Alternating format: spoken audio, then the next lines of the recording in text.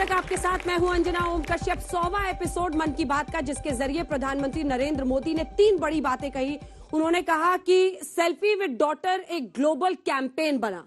दूसरी तरफ उन्होंने कहा कि प्रधानमंत्री नरेंद्र मोदी के तौर पर अपनी जिंदगी लोगों के लिए खपाने के लिए मन की बात के जरिए मैं कभी भी जनता से दूर नहीं हुआ, मैं उनके संपर्क में रहा। तीसरी बात, उन्होंने तमाम उन लोगों के योगदान को फिर से स्मरण कराया, जिसमें 700 शख्सियतों की बात उन्होंने पहले भी की है, जिन्होंने देश में अलग अलग तरीके से सामाजिक स्तर पर बदलाव की कोशिश की है। चाहे पर्यावरण हो, समाज हो, बेटियां हो, उनकी सुरक्षा हो, तमाम मुद्दों पर उन्होंने काम किया है। और इसी के साथ उन संगठनों का भी एक बार फिर से पीएम ने जिक्र किया। मन की बात के जरिए क्या प्रधानमंत्री सिर्फ गैर राजनीतिक एक संदेश दे रहे हैं, या 100वें एपिसोड के जरिए कर्नाटक चुनाव के पहले एक सियासी संदेश देने की भी कोशिश है? इन्हीं तमाम मुद्दों पर तालियों के साथ आप सभी का बहुत बहुत स्वागत। हमारे साथ जुड़ने के लिए सुधांशु त्रिवेदी जी, सांसद, राष्ट्रीय प्रवक्ता बीजेपी के, हमारे साथ जुड़ गए हैं। अनुराग भदौरिया जी, राष्ट्रीय प्रवक्ता समाजवादी पार्टी के, तालियों के साथ स्वागत कीजिए। पंकज श्रीवास्तव जी आज पहली बार हमारे साथ जुड़ रहे हैं, बहुत स्वागत है आपका। पंकज श्रीवास्तव जी कांग्रेस पार्टी का पक्ष रखेंगे। विनोद अग्निहोत्री जी, वरिष्ठ पत्रकार, हमारे साथ जुड़े हुए हैं। लेकिन इससे पहले कि हम सवालों की शुरुआत करें, आइए आपको सुनाते हैं पीएम ने आज 100वें एपिसोड में क्या संदेश दिया और क्या कह रहे हैं उस पर तमाम केंद्रीय मंत्री। मुझे इस बात का बहुत संतोष है कि मन की बात में हमने देश की नारी शक्ति की सैकड़ों प्रेरणादायी गाथाओं का जिक्र किया है। चाहे हमारी सेना हो या फिर खेल जगत हो, मैंने जब भी महिलाओं की उपलब्धियों पर बात की है उसकी खूब प्रशंसा हुई है। जैसे हमने छत्तीसगढ़ के देउर गांव की महिलाओं की चर्चा की थी। ये महिलाएं स्वयं सहायता समूहों के जरिए गांव के चौराहों, सड़कों और मंदिरों की सफाई के लिए अभियान चलाती है। आपने मुझे मन की बात के 100वें एपिसोड पर बधाई दी है, लेकिन मैं सच्चे दिल से कहता हूं, दरअसल बधाई के पात्र तो आप सभी मन की बात के श्रोता है, हमारे देशवासी हैं। मन की बात कोटि कोटि भारतीयों के मन की बात है, उनकी भावनाओं का प्रकटीकरण है। 3 अक्टूबर 2014 विजयादशमी का वो पर्व था और हम सब ने मिलकर विजयादशमी के दिन मन की बात की यात्रा शुरू की थी। विजयादशमी यानी बुराई पर अच्छाई की जीत का पर्व। मन की बात भी देशवासियों की अच्छाइयों का, सकारात्मकता का एक अनोखा पर्व बन गया है। एक ऐसा पर्व जो हर महीने आता है, जिसका इंतजार हम सभी को होता है। हम इसमें पॉजिटिविटी को सेलिब्रेट करते हैं, हम इसमें पीपल्स पार्टिसिपेशन को भी सेलिब्रेट करते हैं। कई बार यकीन नहीं होता कि मन की बात को इतने महीने और इतने साल गुजर गए। हर एपिसोड अपने आप में खास रहा। लोगों के साथ भावनात्मक रूप से जुड़ जाना, यह काम वही व्यक्ति कर सकता है जिसका मन बड़ा होगा।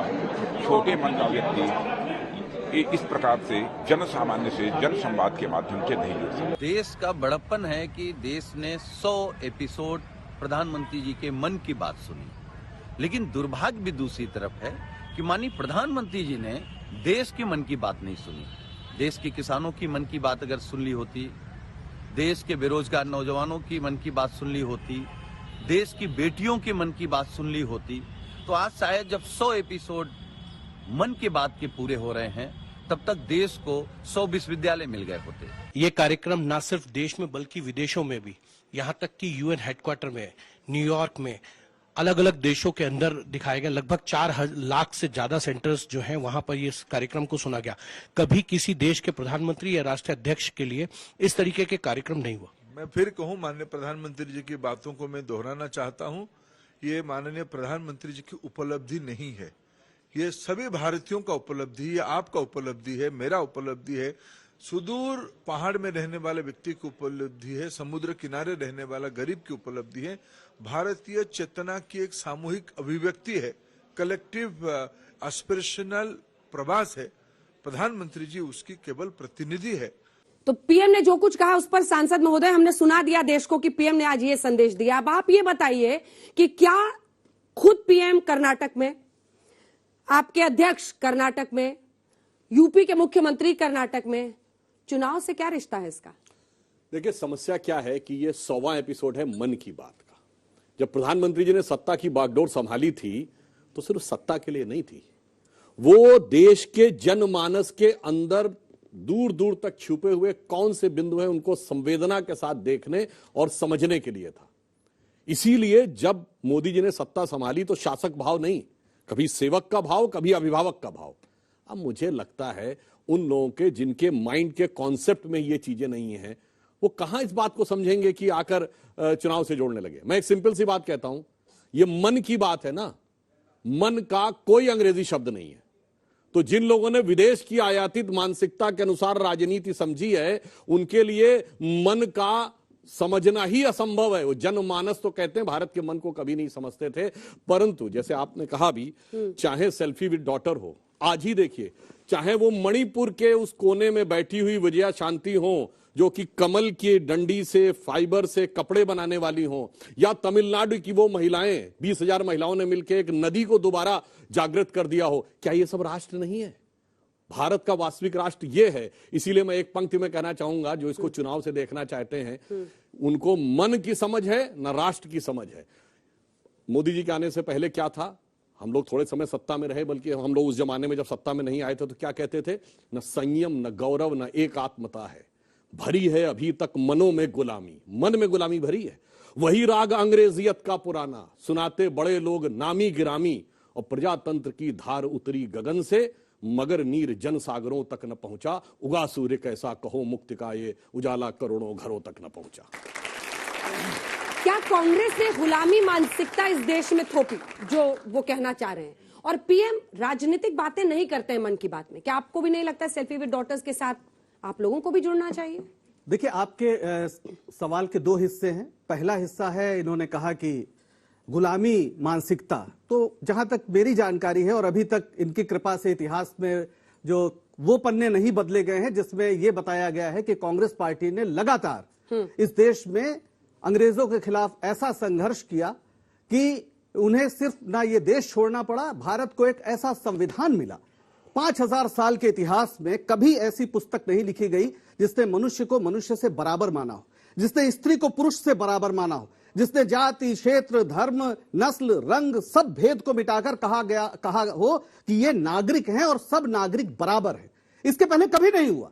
और आप कह रहे हैं कि गुलामी की मानसिकता तो वो थी जब अंग्रेज इस देश पे शासन करते थे तो आरएसएस वाले उनके साथ खड़े होकर उनकी सेना के लिए भर्ती करवाते थे। और दूसरा पहलू, उस पर मैं बहुत विस्तार से नहीं जाना चाहता क्योंकि सुधांशु जी ने एक जुमला बोल दिया, लेकिन मन जब की बात पे 2 लाइन जी, इसीलिए मैं मन की बात पे कहना चाहता हूं, ज्यादा महत्वपूर्ण है। देश के प्रधानमंत्री जब कहते हैं तो बतौर विपक्ष हमें बहुत गंभीरता से सुनना चाहिए, पूरे देश को सुनना चाहिए। लेकिन जब वो सेल्फी विद डॉटर की बात करते हैं तो मेरा मन तड़प उठता है कि 2 किलोमीटर दूर महिला पहलवान बैठी हुई हैं कि एक सांसद को गिरफ्तार करो, उसने बलात्कार किया है, और मन की बात पे उसका जिक्र नहीं होता है। ये क्या है? ये कैसी मन की बात है? ये मन की बात नहीं है, ये मनमानी की बात है। इस देश की महिलाएं, वो पहलवान जिन्होंने इस देश के लिए मेडल जीता, जिन्होंने इस देश का गौरव बढ़ाया, प्रधानमंत्री ने उनका स्वागत किया था, वो 3 महीने पहले भी धरने पर बैठी थी और आज भी बैठी हुई हैं। उनकी एफआईआर तब लिखी जाती है जब सुप्रीम कोर्ट हस्तक्षेप करता है। इससे ज्यादा शर्म की बात नहीं हो सकती। और मन की बात अगर ये पूरा नहीं है तो फिर गंभीरता से सोचने की जरूरत। अभी जो इन्होंने जहां से शुरुआत की वहीं से बात साफ हो गई कि 5000 साल में पहली बार हमें बराबरी दी गई। यही गुलामी की मानसिकता है। आप कहते हैं महिलाओं को बराबरी नहीं दी गई। मैं चुनौती से पूछता हूं, यह बताइए, रानी लक्ष्मीबाई, रानी अहिल्याबाई होलकर, कित्तूर की रानी चिन्नम्मा, रानी दुर्गावती और 4वीं शताब्दी में प्रभावती गुप्त, बताइए कोई यूरोप में हुई हो जिसने तलवार लेकर लड़ाई लड़ी हो? बताइए कोई। पूरी बात होने दीजिए, पूरी बात होने दीजिए। सुनिए, दुनिया में जितने भी ग्रंथ हैं उनमें से कभी किसी को महिला को बोलने का अधिकार रहा है? यहां 20-22 विदुषी महिला हुई हैं वैदिक काल से लेके, गार्गी, अपाला, लोपमुद्रा, मैत्रेयी, क्या बात करते हैं। यही है, भरी है अभी तक मनों में गुलामी। मैंने कहा वही भरी है अभी तक मनों में गुलामी, वही राग अंग्रेजियत का सुनाते बड़े लोग नामी ग्रामी। नहीं, मेरा जवाब एक लाइन में, बस एक बहुत छोटा जवाब। मैंने कहा, और बात समझने को तैयार नहीं, मैंने कहा वैधानिक रूप से बताइए, आपने जितने लोगों का नाम लिया मैं उनका सम्मान करता हूं, वैधानिक रूप से स्त्री और पुरुष की बराबरी के लिए कोई पुस्तक लिखी गई हो, वैधानिक मतलब कानून, इस देश में कोड़े पड़ते थे, स्त्रियों को सती कर दिया जाता था, कौन सा कानून था? आप क्या बात करते हैं? आप इस तरह के नाम फिलोसफर्स के, हमारी वीरांगनाओं का नाम लेकर आप ये बताना चाहते हैं कि नागरिक थे, लोकतंत्र तक नहीं था, नागरिकता की बात करते हैं, राजा और प्रजा के संबंधों को आप गौरवपूर्ण बात करते हैं। और यह संयोग नहीं है कि जितने रियासतें थी उस समय अंग्रेजों के साथ, वही आपके जितने आरएसएस का पूरा अभियान था उसका संरक्षण करते थे। और यही वजह है, आप असली बात का जवाब नहीं दे रहे हैं। उस आजादी की लड़ाई में आप कहां थे? कहां थे आजादी की लड़ाई में? अच्छा, कहां थे आजादी की लड़ाई में? बताइए, सुनिए, आजादी की लड़ाई में ये बताइए 2022-23 का बताइए। थोड़ी हो गया, लक्ष्मीबाई ने आपका कोई योगदान नहीं, लक्ष्मीबाई ने आपका कोई योगदान नहीं था। नहीं, लक्ष्मीबाई में आपका क्या योगदान था? अच्छा, लक्ष्मीबाई जी में आपका क्या योगदान था? जरा मैं नहीं कह रहा हूँ, कमाल कर रहे हो, ये कर रहे हो। मैंने कमाल, आपसे पूछा जा रहा है 2022-23 में लोग परेशान हैं, उनके बारे में बात कीजिए। तो आप इतिहास पहलवानों की बात नहीं होगी, लक्ष्मीबाई की मुझे लगता है ये अनुराग भदौरिया जी को सुनाई कम पड़ता है क्या? भदौरिया जी आपको सुनाई कम पड़ता है क्या? आपके बगल वाले ने 5,000 शब्द बोला, 5,000 शब्द इन्होंने बोला, इन्होंने बोला भाई। अच्छा चलिए, अब आज की बात जवाब दे दे, उसके बाद अब सुनिए, अब आपने पूछा हमसे ना, अरे आज की बात मैं बोल रहा हूँ ना, आपका अब एक बात, अनुराग जी एक जवाब ले। आज राष्ट्रीय पार्टियों से लेकर क्षेत्रीय पार्टी तक सिर्फ एकमात्र भारतीय जनता पार्टी है जो परिवार की पार्टी नहीं रह गई है। ये है देश के मन की बात, बाकी सब private limited, sons and daughters और कुछ नहीं, खत्म। अब सुन लो, बोलिए, मन की बात बोलिएगा। ये सवेरे मैं उस समय जब आपके साथ डिबेट में था, एक बात परेशान होने लगे। अरे परेशान आप परिवार बता रहा हूँ अभी, नृत्य शैली में आप बोल रहे हैं, हाथ हिलाए जैसे कोई नृत्य कर रहे हो, नाटिका कर रहे हो। इनका परिवार सुन लीजिए, इनका परिवार क्या है? इनका परिवार वो है राजनाथ सिंह के बेटे पंकज सिंह, वो परिवार में नहीं आते हैं। पूरा सिंधिया परिवार ले लिया। पार्टी चलाते हैं क्या? सुन लीजिए, मैं पंकज सिंह पार्टी चलाते हैं। क्यों नहीं भाई, एमएलए है ना। एमएलए क्या होता है? एमएलए क्या होता है? एमएलए पार्टी चलाते हैं। आप कभी पार्टी अध्यक्ष बन सकते हैं? पूरा नोएडा नहीं चलाएंगे। आप मेरी बात सुनिए अनुराग जी, आप कभी पार्टी अध्यक्ष बनिएगा? मैं पूरी बात करूं भैया जी, आप डुलते हम तो चाहते हैं कि आप फले फूले पार्टी अध्यक्ष बने समाजवादी पार्टी में, ताकि एक परिवार का वर्चस्व खत्म हो। बोलने देखो तो क्या चलेगा? सवाल पूछ रहे हैं, जवाब अरे दे तो रहा हूँ, भाषण देने थोड़ी। अरे पूरी बात, मैं सवाल सुन लिया, अब मेरी बात तो पूरी हो जाए। एक दिन आप पार्टी अध्यक्ष बनिएगा? आप सुन तो लीजिए, एक वो दिन आएगा जब अनुराग भदौरिया भी समाजवादी पार्टी में अध्यक्ष बनेंगे। जवाब तो दे दें उनको, इनसे पूछिए चौटाला फैमिली के साथ सरकार किसने बनाई है? फैमिली कौन, वो पार्टी कौन चलाता है? अध्यक्ष कौन है? शिवसेना के साथ सरकार किसने बनाई? अध्यक्ष कौन था शिवसेना का? पीडीपी के साथ सरकार किसने बनाई थी? कौन अध्यक्ष था? बादल के साथ सरकार किसने बनाई थी? कौन अध्यक्ष था? जेडीयू के साथ सरकार किसने बनाई थी पटना में? कौन अध्यक्ष था? नहीं याद है। जेडीयू में कौन था भाई? बोलो, जेडीयू में कौन था? जेडीयू में कौन सा परिवार था? बोलो बोलो, जेडीयू में कौन सा परिवार था? फंस गए, गलत पॉइंट पे आ गए।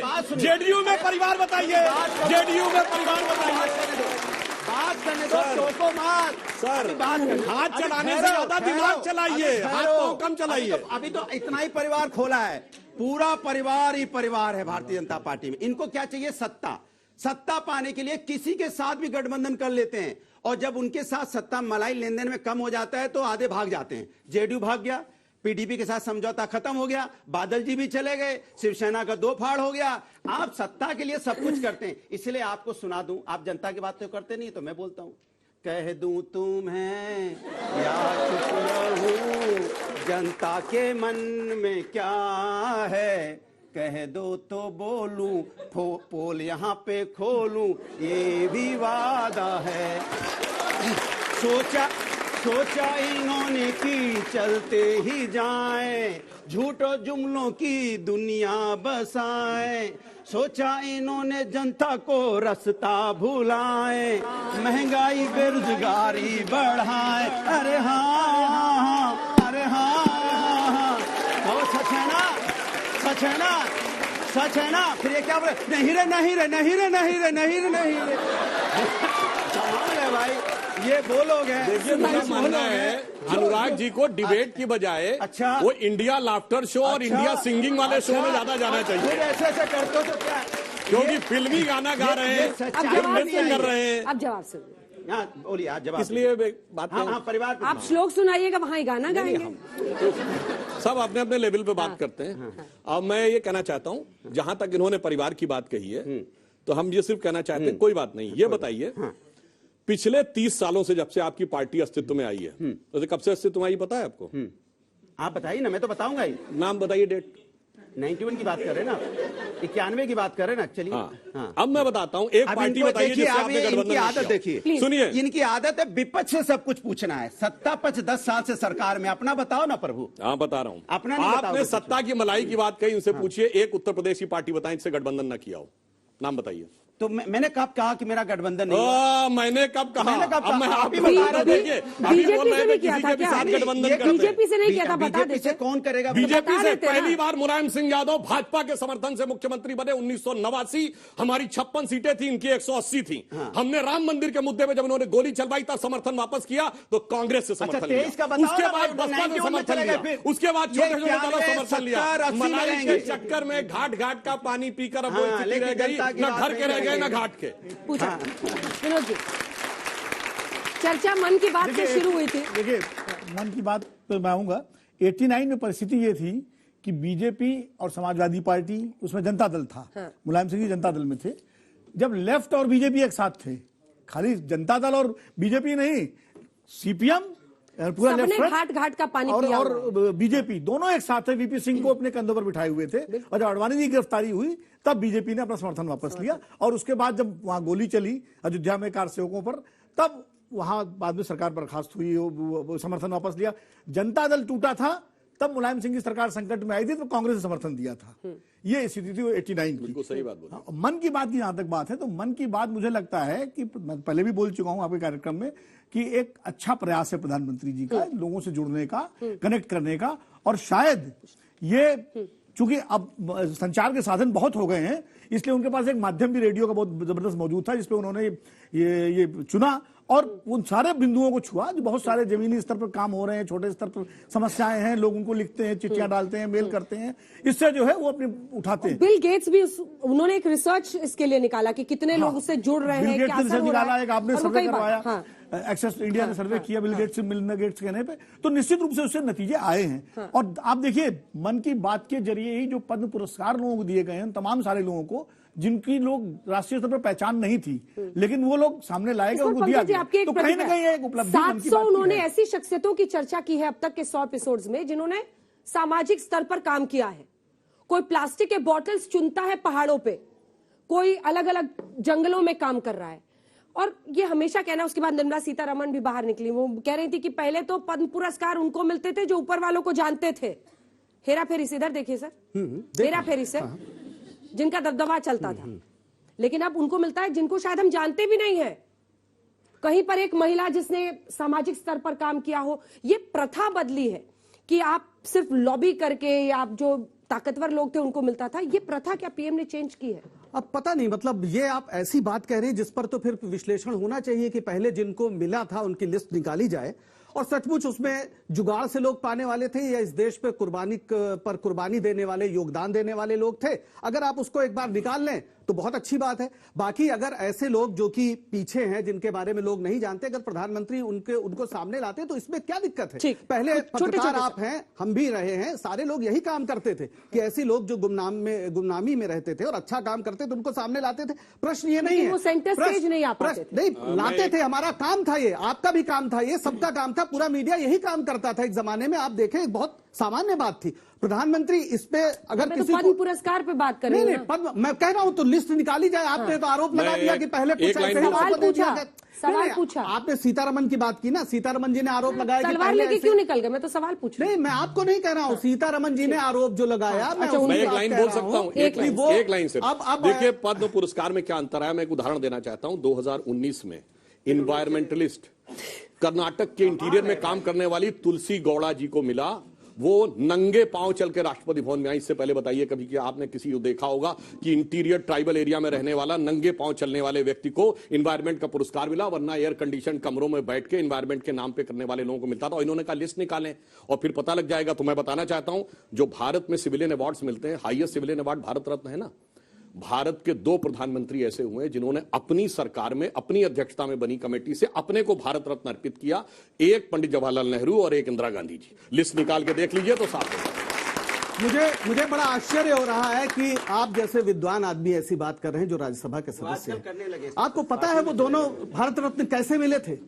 जब लौट के आए नेहरू जी, ये उनकी कमेटी का कोई, उनकी कैबिनेट का ये नहीं था डिसीजन कि उनको भारत रत्न मिलेगा। ये राजेंद्र प्रसाद जी ने अपनी आत्मकथा में भी लिखा है और ये बहुत स्पष्ट है। जब बांडुंग सम्मेलन से लौट के आए, पूरी दुनिया में उनका डंका बज रहा था, तो राजेंद्र प्रसाद जी ने कहा कि मैं अपने राष्ट्रपति बतौर मैं अपनी ये फैसला लेता हूं, और उसके बाद उन्हें भारत रत्न दिया गया। यही चीज इंदिरा गांधी जी ने जब उन्होंने ले लिया। नहीं तो क्या करते? नहीं तो क्या करते? नहीं, आप जो कह रहे हैं राष्ट्र, देखिए पद्म पुरस्कार या भारत रत्न देने की एक प्रक्रिया होती है। दोनों ही प्रधानमंत्रियों पे आपने झूठा आरोप लगाया है। उन्होंने, उनके कैबिनेट ने ऐसा कोई प्रस्ताव नहीं दिया था। इंदिरा गांधी ने जब, क्या बात करते हैं, इंदिरा गांधी ने जब इतिहास नहीं भूगोल बदला, जब बांग्लादेश बनाया, उसके बाद उस समय के राष्ट्रपति ने ये बात कही। और आप दोनों फैक्ट में आपको चैलेंज करता हूं, मैं आपको चैलेंज करता हूं कि दोनों स्थितियों में आप कैबिनेट का निर्णय नहीं होता है, पर सिविलियन अवार्ड की कमेटी का चेयरमैन प्राइम मिनिस्टर होता है। वो नहीं थे उसमें, यही मैं कहना चाह रहा हूं। वो नहीं थे, केवल उसी साल नहीं थे। नहीं, वो राष्ट्रपति का फैसला। आप राजेंद्र प्रसाद की आत्मकथा भी झूठा, राजेंद्र प्रसाद को भी झूठा, राजेंद्र प्रसाद जी को भी झूठा करार देंगे। अग्निहोत्री जी बोले, ये तो अंजना जी एक सेकंड मेरा नहीं सुधांशु जी एक चीज बताइए। कम से कम प्रधानमंत्रियों को जिन्होंने देश में कुर्बानी दी है, जान दी है, उनके बारे में तो अरे सुनिए तो एक मिनट, मैं कह रहा हूं देश के प्रधानमंत्री चाहे मोदी जी जब तक प्राप्त, अरे सुन तो लीजिए एक मिनट, कहा हल्ला मचा रहे भाई। आज आप बोल रहे हैं, झूठ बोल रहे हैं, उनके चक्कर में कहां पड़े हो आप? अरे सुनिए, झूठ चेक करिए, टाइम इनको में वेस्ट कर रहे। सुनिए, चलिए इस पॉइंट पूछिए, चलिए। अरे प्रभु मैं अपनी 2 बात कह दूं, चाहे देश के प्रधानमंत्री मोदी जी हो, हम उनका सम्मान करते हैं, देश के प्रधानमंत्री, चाहे नेहरू जी रहे हो, चाहे कोई भी रहा हो, लेकिन अफसोस की बात, आप प्रधानमंत्रियों के बारे में ना बोला करो। हम जब हर देश का प्रधानमंत्री, मतलब देश का प्रधानमंत्री, और चाहे किसी दल का भी हो, हम सब उसका सम्मान करेंगे, क्योंकि जनता चुनती है देश के प्रधानमंत्री को। आप लोगों की जो आदत बन चुकी है किसी प्रधानमंत्री के बारे में कुछ भी कहना, यह गलत है। हम लोग देश के सारे प्रधानमंत्रियों का सम्मान करने वाले लोग हैं। ठीक है, अब सवाल। कांग्रेस के प्रवक्ता को मैं ध्यान से सुन रहा था, इन्होंने बोला कि आप इतिहास को याद मत कीजिए, 2022-23 को याद कीजिए। तो आपका इतिहास इतना अंधकारमय है कि आप कैसे याद कीजिएगा? पोक आपका देन है, धारा 370 आपका देन है, इमरजेंसी आपका देन है, बोफोर्स घोटाला, कोयला आवंटन घोटाला, 2G घोटाला, सब आपका देन है। प्रजातंत्र का अर्थ नहीं जो मनाए कर ले हम, प्रजातंत्र का अर्थ नहीं अपना घर भर ले हम। आपका मेरा प्रश्न बीजेपी के प्रवक्ता से है कि अभी जब सपा के प्रवक्ता ने खिलाड़ियों के बारे में बात की, तो आपने बात क्यों घुमा दी? पूरी बात कंप्लीट करिए सर। उन्होंने होने के बाद उसके ऊपर टिप्पणी की जाएगी। मेरा क्वेश्चन सुधांशु त्रिवेदी जी से है कि जब भारत की सीमा सरकार के दायरे में आती है, तो फिर आतंकवादियों के पास इतना गोला बारूद कहां से आ रहा है? आपने बहुत अच्छी बात कही। जब से हमारी सरकार आई है तब से गोला बारूद में इतनी कमी आ गई है कि आने से पहले आप बताइए भारत का एक इलाका बताइए जहां बम धमाके ना होते हो। चंडीगढ़ से शुरू करिए, चंडीगढ़, दिल्ली, लखनऊ, वाराणसी, हैदराबाद, जयपुर, सुनिए अब सब खत्म हो गया है। देखिए अपने अपने टर्न पे रहिए, अपने अपने टर्न। अरे भाई पूरी बात बोलने दीजिए। अरे भाई मैं पूरा बता रहा हूँ, वहां चले गए, समझ में आता है क्या बहस करने लगते हैं। मैं कह रहा हूं अब सिर्फ दक्षिण कश्मीर के 4 जिलों में रह। अच्छा मैं एक बात कह रहा हूं, अंतर कितना आया है याद करिए। हमारी सरकार आने से पहले रेलवे स्टेशन पे लिखा रहता था ना कि छूना नहीं धमाका हो सकता है। अच्छा। पार्क में लिखा रहता था छूना नहीं, अब होता है कि नहीं? पुलवामा पूछ रहा प्रभु। हाँ पुलवामा में वही बताओ, वही बताओ। हमारी सरकार नहीं बता रहे हैं, आपकी सरकार है, तो आप जवाब दो। आप देखिए डिबेट करने आए, नृत्य करने आए, या भाव भंगिमा दिखाने आए, भरत मुनि का नाट्य शास्त्र दिखाने आए, उसमें 8 भाव होते हैं, सारे भावों की अभिव्यक्ति कर देते हैं। अब सुनिए, सीरियस बहस करिए। देखिए एक बार थोड़ी देर अपनी बारी में बोलिए। अब आप कुछ ज्यादा ही वो करने लगे, नॉन सीरियस होने लगे मान्यवर। सीरियस जवाब दे दीजिए। इसीलिए अब मैं बताता हूँ, पुलवामा पे तो हमने वो जवाब दिया था कि इमरान खान ने नेशनल असेंबली ऑफ पाकिस्तान में प्राइम मिनिस्टर कहा था, जो बालाकोट में इन्होंने किया है उससे ज्यादा खौफनाक कुछ करने वाले हैं। मुझे लगता है इतना भयानक जवाब तो किसी सरकार ने नहीं दिया होगा। और याद करिए, हमने वो जवाब दिया था कि पाकिस्तान के सांसद ने पाकिस्तान की नेशनल असेंबली का वो बयान याद करिए कि उसने फॉरेन मिनिस्टर का नाम लेते हुए कहा कि शाह महमूद कुरैशी साहब आए और आर्मी चीफ खड़े थे, आर्मी चीफ के पांव कांप रहे थे। उन्होंने कहा खुदा का वास्ता है शाम तक वापस कर दो अभिनंदन को, वरना इंडिया अटैक कर देगा। ये हमने जवाब दिया था। अनुराग जी, आप इतना तेज हमारे ऊपर काहे गुस्सा आ रहे हो भाई? आपको उधर बोलना है, आप हमारे पर इतना तेज। हम तो आपके पूछा था तो मैंने जवाब दिया इंडियन है भाई, इंडियन है। हाँ तो वही हमने जवाब दिया था ना। हम तो आपके ही देश में रहते हैं, आपके ही भाई हैं। हाँ इसीलिए तो हम कह रहे हैं ना, आप चुनाव करीब है और बार बार ये सब पांच जहाज भी देते थे, 40 जवान शहीद नहीं होते हमारे। सतपाल मलिक कह रहे हैं, सतपाल मलिक कह रहे हैं आपकी पार्टी में अभी भी निकाला भी नहीं। जवाब देता हूँ, अब जवाब देता हूँ। गवर्नर पार्टी में नहीं होता, पहले तो पता होना चाहिए। अरे भाई दूसरी बात बताता हूँ, अरे गवर्नर पार्टी में नहीं होता भाई, आप फिर संवैधानिक से गलत बात बोल गए। गवर्नर नहीं होता, गवर्नर नहीं है ना। अब मैं आपको एक बिल्कुल टेक्निकल बात करता हूँ। देखिए, आर्म फोर्सेस का जब मूवमेंट होता है तो वो इतना कॉन्फिडेंशियल होता है, सिर्फ कंसर्न ऑफिसर के अलावा किसी को पता नहीं होता। गवर्नर को पता कैसे लगा? पॉइंट नंबर 2, यदि उन्हें किसी भी प्रकार के जहाज की आवश्यकता होगी तो सीआरपीएफ, डीजी सीआरपीएफ या होम सेक्रेटरी से मांगेगा कि गवर्नर से मांगेगा। पॉइंट नंबर 3, अगर गवर्नर साहब कह रहे हैं कि मैं उनको जहाज देता, भारत के किसी गवर्नर के पास एक भी जहाज नहीं है, सब स्टेट गवर्नमेंट के पास होते हैं। पॉइंट नंबर 4, जो जहाज होते हैं स्टेट गवर्नमेंट के पास वो 8-8, 10-10 सीटर होते हैं। इस ढंग से जवानों को ले जाने वाले जहाज सिर्फ एयरफोर्स के पास होते हैं। पॉइंट नंबर 5, एयरफोर्स पे तो कोई हैसियत नहीं होती गवर्नर की। अगर उनका जहाज उतरना है एयरफोर्स के स्टेशन पे तो परमिशन लेनी पड़ती, वो कहां दिलवा देते हैं एयरफोर्स से। इसलिए मैं कह रहा हूं, अरे थोड़ा टेक्निकल बात कर लिया करिए भाई, कोई कुछ बोल देगा और आप उसके ऊपर भावनाओं में बह जाते हैं। पूछ रहे हैं, सतपाल मलिक ने कभी नहीं कहा कि मुझसे मांगा गया है, उन्होंने कहा कि मांगा गया था। तो पता कैसे लग गया भाई? अरे ये तो आप गवर्नर कहां से बीच में आ गए? जम्मू कश्मीर का गवर्नर ऐसे ही था, उसे कुछ नहीं पता था।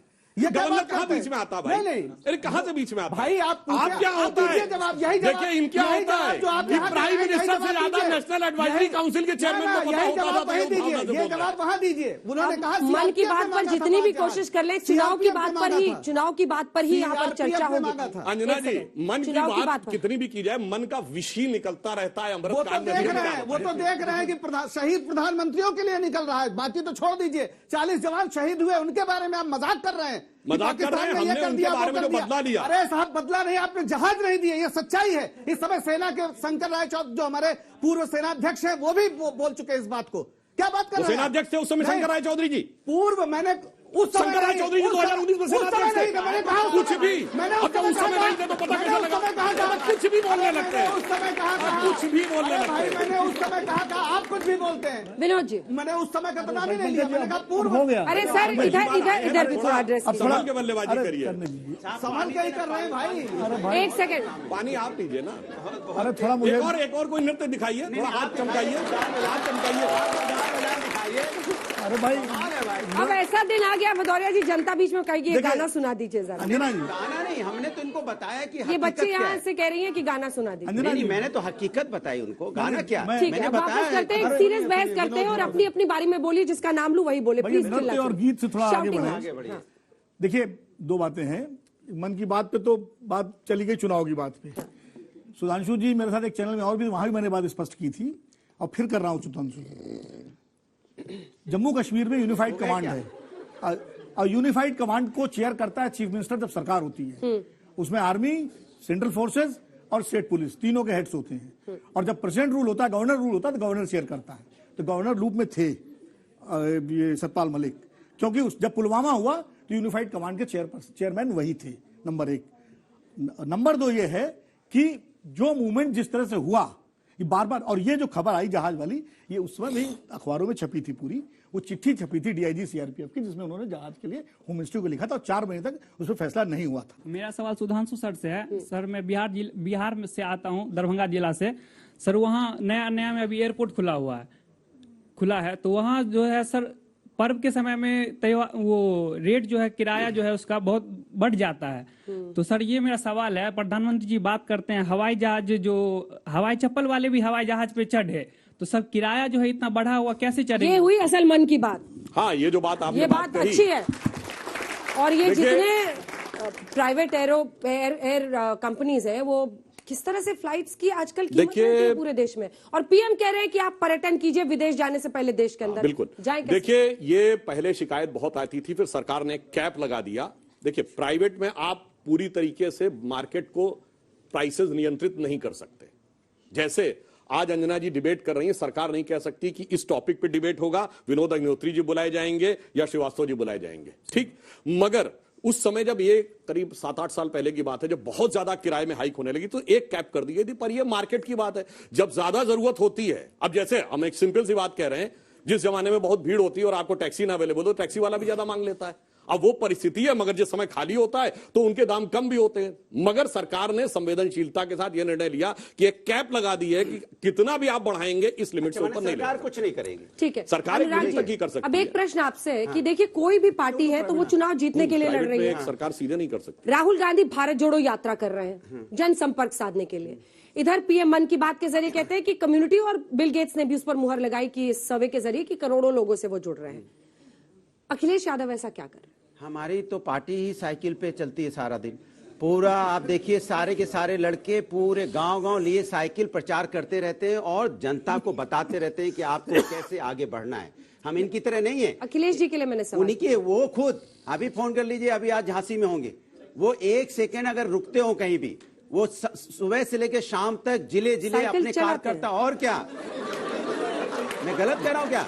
वो सुबह से लेकर शाम तक जनता के बीच में रहते हैं। इनकी तरह एसी में नहीं बैठे हैं जैसे ये लोग एसी में। पंकज जी भी आपका चेहरा देख रहे हैं। नहीं, पंकज जी तो देख रहे हैं कि उसमें क्या दिक्कत है, हम भाई ये तो देखेंगे दूसरे का चेहरा। लेकिन समाजवादी लोग काम करने वाले लोग हैं, ये है मार्केटिंग इवेंट के लोग हैं, इनके पास मार्केटिंग इवेंट का काम है, लंबी लंबी बातें करना। आप देखिए सवाल का एक भी जवाब उन्होंने नहीं दिया। सुधांशु जी वो कह रहे हैं कि मन की बात भी क्या एक इवेंट मैनेजमेंट का हिस्सा है, तमाम केंद्रीय मंत्री सुनेंगे, जनता के साथ सुनेंगे, सांसद, मंत्री, मुख्यमंत्री, क्या ये एक बड़ा इवेंट है? मेरा सवाल ही रह गया अंजना जी, आप उधर भागे। मैंने कहा कि इतने सवाल लोग साइकिल के पीछे पीछे चल रहे थे, नहीं उनसे पूछे गए और ये हाथ ठोकते रहे थे, लेकिन एक जवाब नहीं। चलिए ड्रम भी बजा दिया और तालियां इनके लिए, तालियां नहीं दिया इन्होंने। ये तो सारी उठाए चलाया ना, उसने पूछा भाई रोजगार पे जवाब दिया, ना पुलवामा पे जवाब दिया, ना इन्होंने पूछा उस पे जवाब दिया। पोडियम बचा के लेके चले गए वहां पे 1980 में, 1500 ईस्वी में ले गए, पता नहीं कहां घुमा रहे। अरे भैया जनता पूछ रही है कि आप जो वादा करके आए तो पूरा कब करो, बस इतना बता दो, बाद बाकी बाद में बात कर लेंगे। बताते हैं इवेंट मैनेजमेंट क्या होता है। मैं सारे दर्शकों को कहता हूं, आज तक के ही चैनल पे जाके देखिएगा, जब अखिलेश यादव की इंटरव्यू दिए थे चुनाव, इनका बस वो जौन सी गाड़ी पे साइकिल पे चले, जरा उस साइकिल देखिएगा कौन सी है। सबसे कॉस्टली वाली 30-40 हजार रुपए वाली साइकिल है।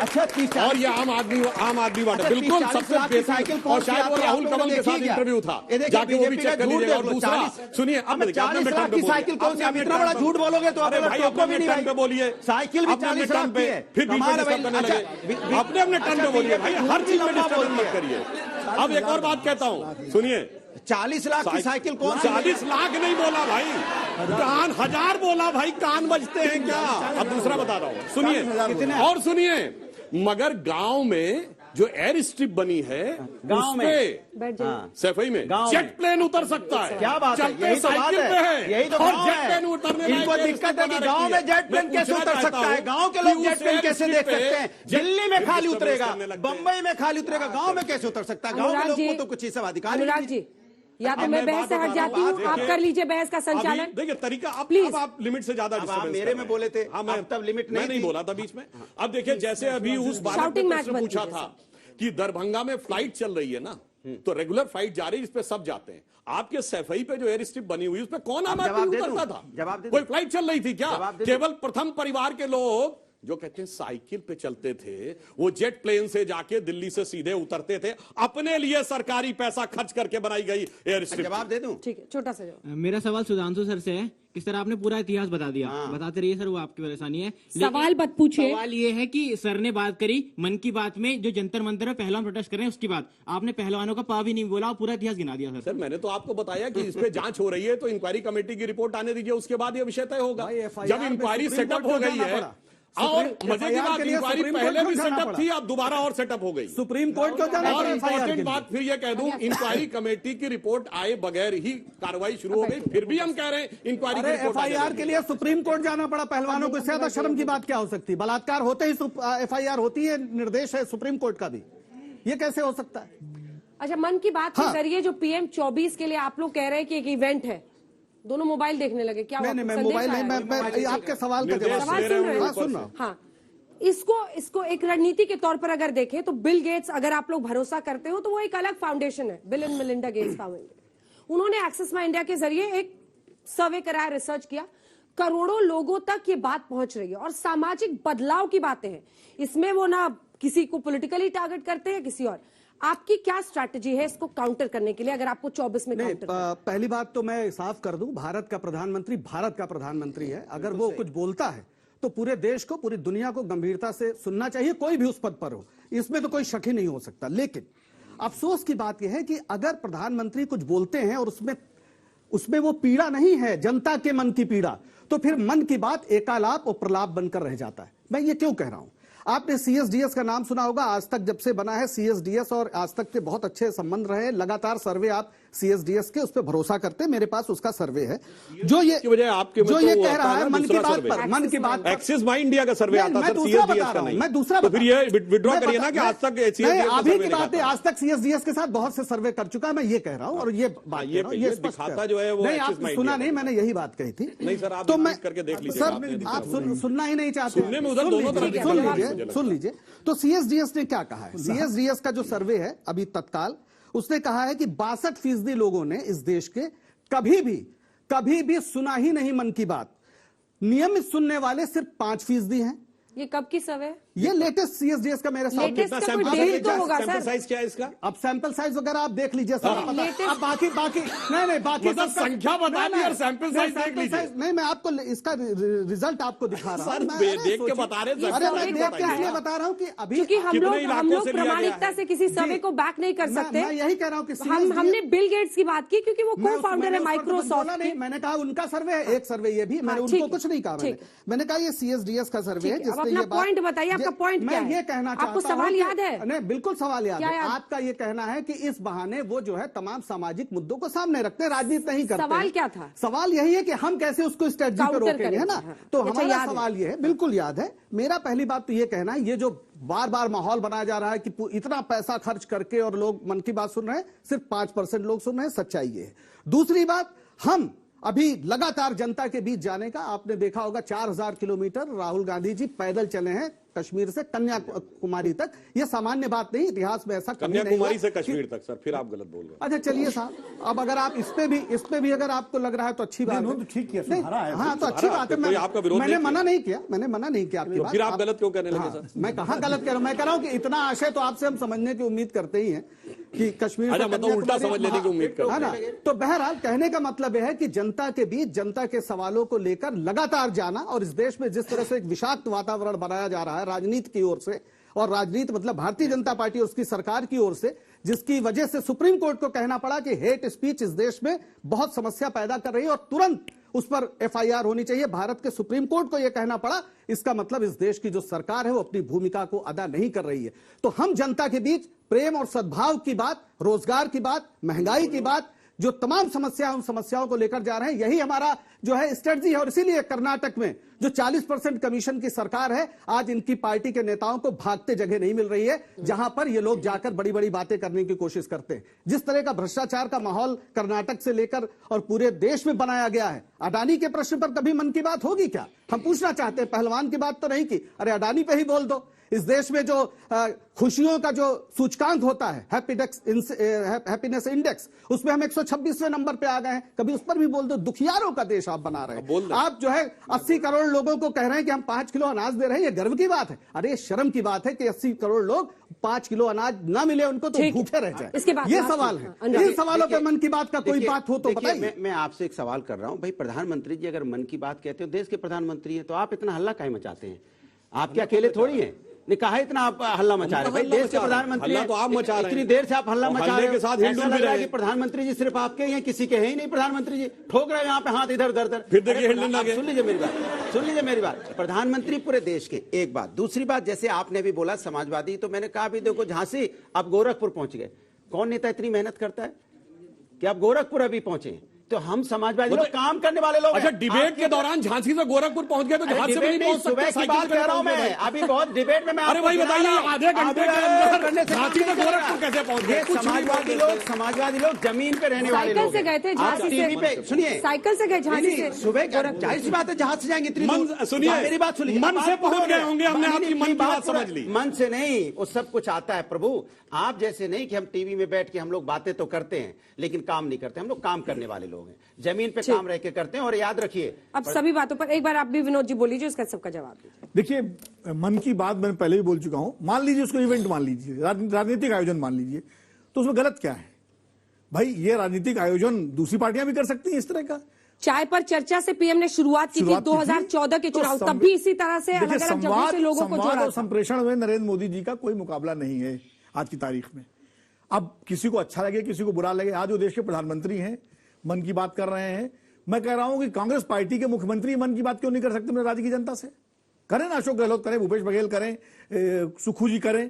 इसी तरह समाजवादी पार्टी के नेता अपने तमाम सोशल मीडिया के चैनल से मन की बात कर सकते हैं। किसने मना किया है? राजनीतिक पार्टियों को राजनीतिक आयोजन करना चाहिए और जनता के साथ पार्टियां जुड़ी रहेंगी, क्योंकि राजनीतिक कार्यकर्ता का संबंध जनता से मछली और पानी का होता है।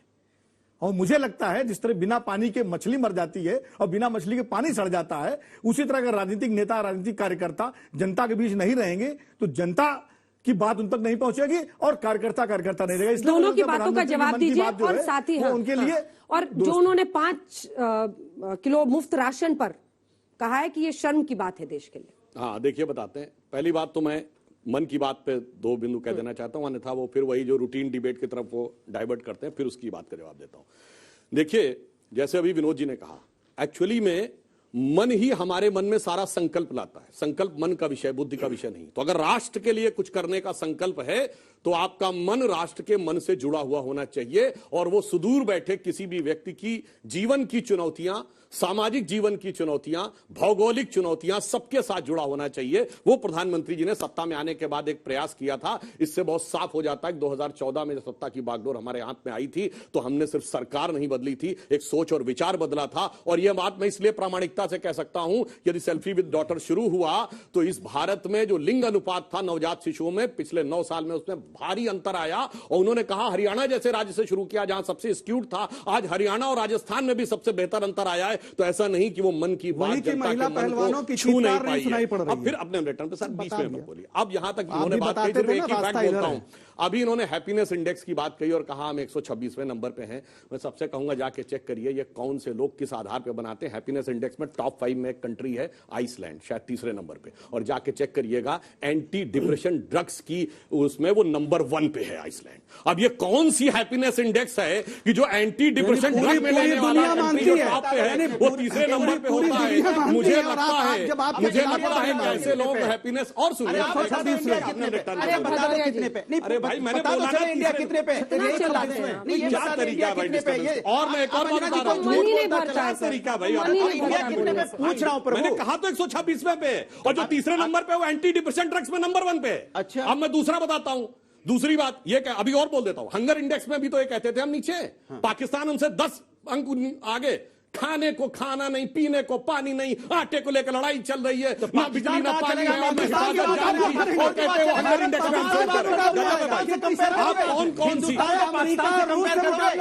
हिंदुस्तान अमेरिका से कंपेयर करो तो पाकिस्तान से कंपेयर करने लग जाते हो। 2 लाइन्स कंक्लूडिंग। देखिए, मैं सिर्फ ये कहना चाहता हूं कि जितने भी बातें लोग कह लें, प्रधानमंत्री ने कहा अगला 25 वर्ष अमृतकाल है, 75वें वर्ष से 100वें वर्ष तक।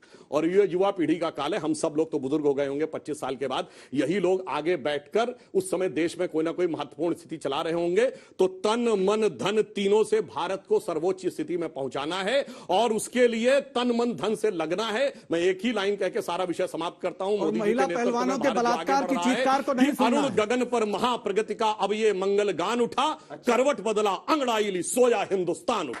बहुत बहुत धन्यवाद आप सभी का हमारे साथ हल्ला बोल में इस चर्चा में शामिल होने के लिए। देश दुनिया की बाकी खबरों के लिए आप देखते रहिए आज तक।